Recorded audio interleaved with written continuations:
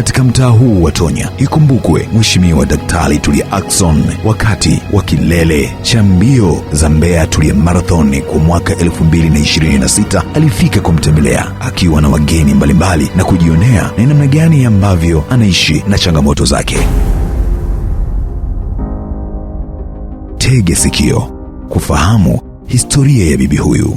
Bi Queen Andembisie ni mama wa watoto watatu.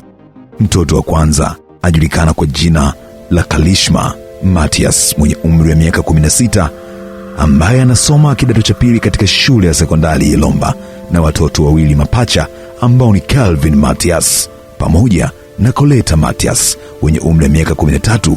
Watu hawa pia wanasoma darasa la 6 katika shule ya msingi Tonya.